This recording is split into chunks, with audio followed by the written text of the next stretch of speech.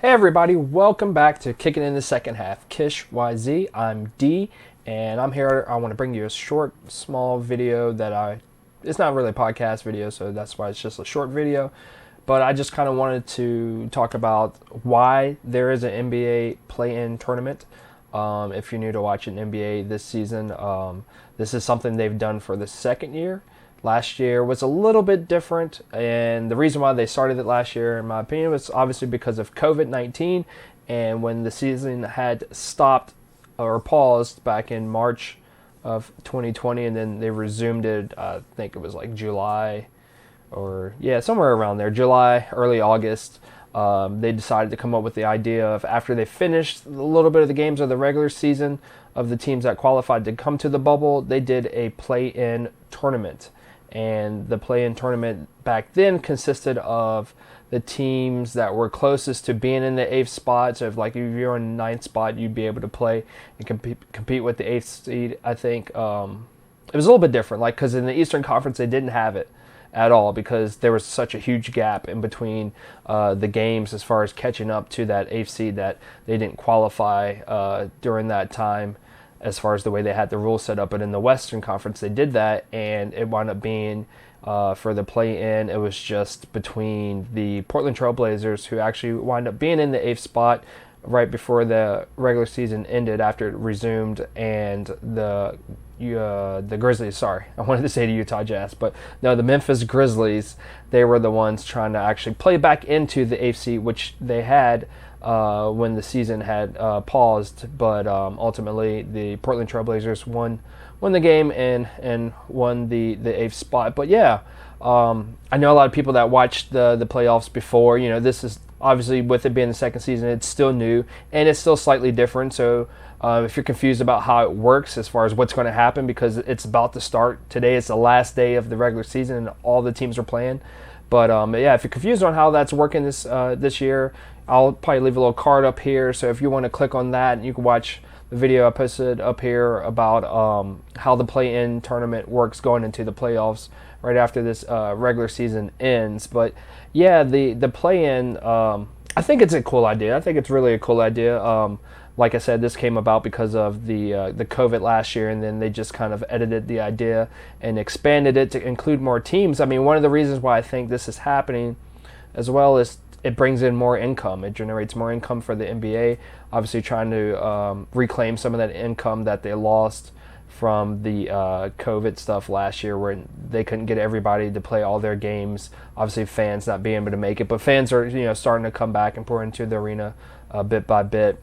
But yeah, this definitely generates revenue because all these games are going to be televised games. So that's extra TV time, extra commercial contracts, however they do all of that stuff.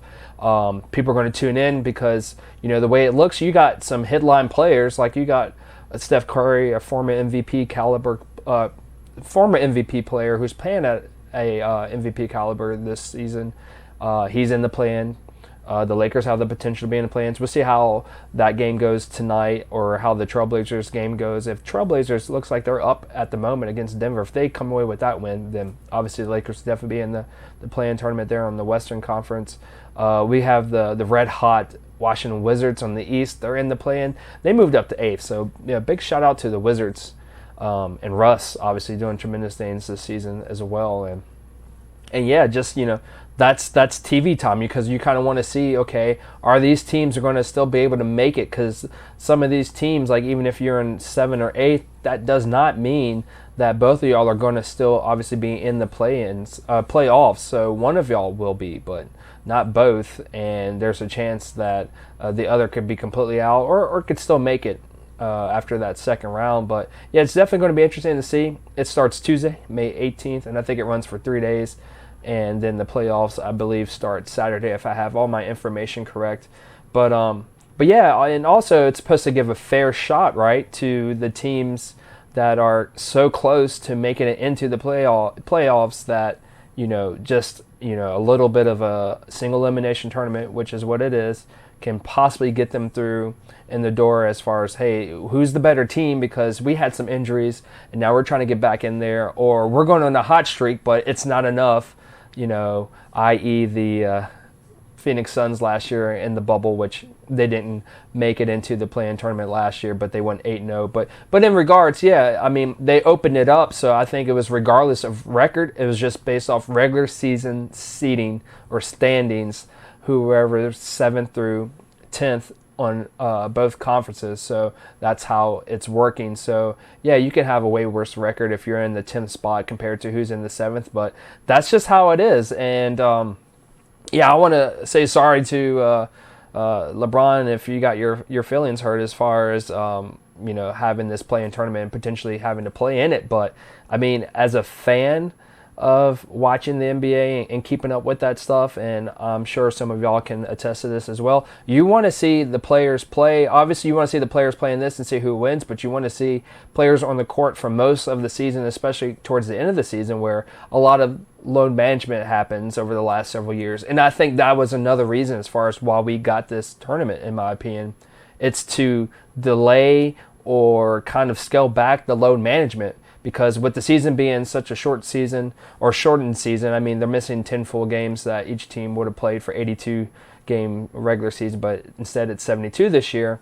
But they would have just probably did more load management, knowing that, hey, I'm in the 7th seed, I'm not worried about anything, or I'm in the 8th seed and I'm 5 games up on the 9th seed and there's only 4 games left. Whatever the case may be, like, this is definitely keeping it competitive, because, like, if you're the Lakers, you're kind of wanting to go up and get in the 6th spot potentially, because you don't have to play in the play-in tournament. Or if you're a team on the opposite end of that, like you're the Golden State Warriors, who, okay, you were kind of, off track a little bit because obviously you started out things kind of rough and you didn't have one of your key pieces, but then you get on the roll, get on the groove on how your team operates, and now you have the chance to actually make it in the playoffs. Now, granted, they're sitting in the 8th spot, so in normal terms of a season before the play-in tournaments, they would have definitely made the playoffs sitting in 8th. But even if they came in 9th, they would have a chance to push up and make it into the playoffs, which is going to be interesting. So I'm hoping to see some type of shakeup, but I don't know. Maybe we'll see on the Eastern Conference. Maybe we'll see the Washington Wizards actually beat the Celtics in the first round of that series, and they might become the 7th seed. I would definitely like to see the Wizards play the Brooklyn Nets in the first round. I think that'd be really cool, just to see that intensity. That'd be something I very, very much would like to see and be intrigued to watch. But yeah, that could definitely happen on the Western Conference. You could see the Lakers play the Warriors. The Warriors could be in the 7th seed, going from being a team that looked like they might not be in the playoffs, or, okay, they're going to be in 10th spot. Maybe they can work their way up. They could potentially be in the 7th spot, which would put the Lakers as on the edge of, you either make it into the playoffs through the next round by winning that game, or you lose and you wouldn't be able to defend your title at all because you didn't make the playoffs. So this is still adding some of that intrigue towards the end of the regular season, where things kind of die down because you feel settled and you feel like, okay, well, now everything's just all about playoff basketball pretty much in the last 2 weeks or month of the season. But for me, looking at it from a fan standpoint, this season, that definitely wasn't the case, especially with, like I said, with the season being shortened. You got teams that were higher out of the play-in tournament that were still competing to get in a certain spot, and it's kind of weird and sucks at the same time, because if you're a top 1, top 2 team in your conference, you don't really know who your opponent's going to be until after this is over, because it's going to be a little bit harder to size up early ahead of time, because you're waiting for that determination factor. And if you're sitting at, I guess, like if you're sitting at the 3rd seed, you already know who you're playing at the 6th seed.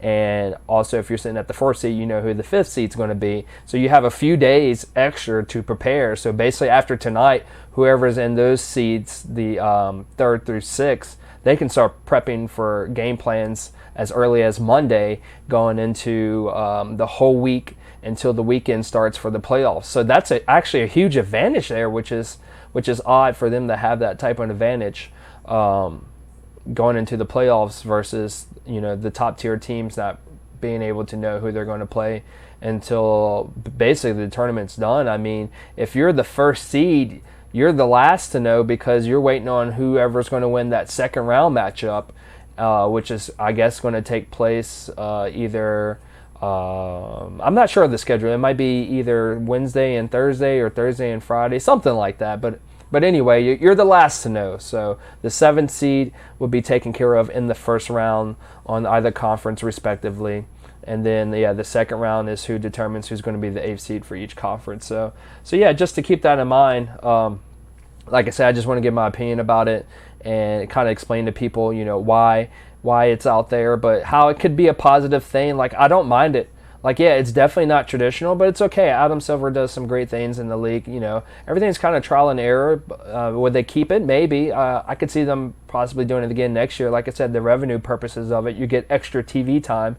But, I mean, some of the players, I'm sure they're not going to like it. So, it's probably going to be some negotiation there as far as how they can change it going forward or whether or not they're going to keep it or not. But I was kind of interested from a fan's perspective that they included the 9th and 10th regardless of the seeding based off how they did it last year. They did change that format. So I really, really think that's cool. And it's like, yeah, you're paying so much attention, even if you're not playing fantasy basketball, you're just looking to see, okay, who's where, who's placed where, and now what's going to happen at the end of the regular season. So getting into, like I said, Monday, everybody has the day off, I guess. There's no games played, and then Tuesday starting the play-in tournament, which are single elimination games. So, and that's what makes it cool as well. So yeah, some teams are going to be playing an extra game. Some teams might be playing 2 extra games.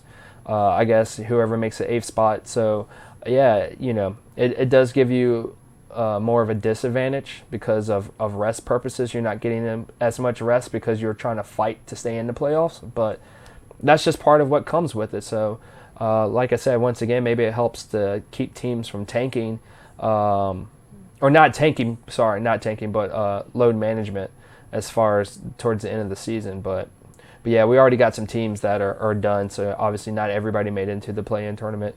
The teams that are done for the playoffs, they're already gone fishing. So yeah, after tonight, summertime, vacay and get ready for next season. But yeah, definitely check out some of our videos and check that play-in tournament video if you're kind of confused on that. But yeah, we're going to be doing some videos here soon on obviously the play-in matchups, the playoff matchups when the play-in tournament is done. We're going to do like some type of an award thing on our show. I think it'd be a kind of cool concept called the KISH Dundies, where we just kind of give out random awards to some of the players in the league or teams that we thought did some whatever concoction things that we might qualify them for a certain term of an award. So stay tuned for that. I think we're going to be pretty busy this week, as the regular season is definitely being wrapped up, and try to make some content here for the weekend for the playoffs to begin. So yeah, stay tuned and check out that. Check out our other playlists as well, not only just our podcast, but check out our shoes and check out our debates. And, we have a KISH What If. Hopefully we do more of those. Personal team takeover. Yeah, just all sorts of things, like just small things here and there, but obviously most of it's all basketball related. So yeah, if you're a fan of the NBA, please definitely check us out. And if you haven't subscribed, please subscribe to our channel and turn the notification bell on. And if you like this video, give us a thumbs up. And yeah, if you want to look for us or DM us for some ideas, or you just want to ask us our opinions or tell us something to do for our show, hit us up on our Twitter and Instagram, KISHYZ, KISH_YZ. And yeah, for our podcast, you can find us on like Spotify, Anchor.fm, Pocketcast, Google Podcasts, I think Breakers as well. So that's under KISHYZ, just like the YouTube channel, KISH and then the space YZ. So yeah, definitely stay tuned and look for more of our content to drop. Thanks for tuning in. Once again, everybody, thanks for kicking in the second half. Peace and love.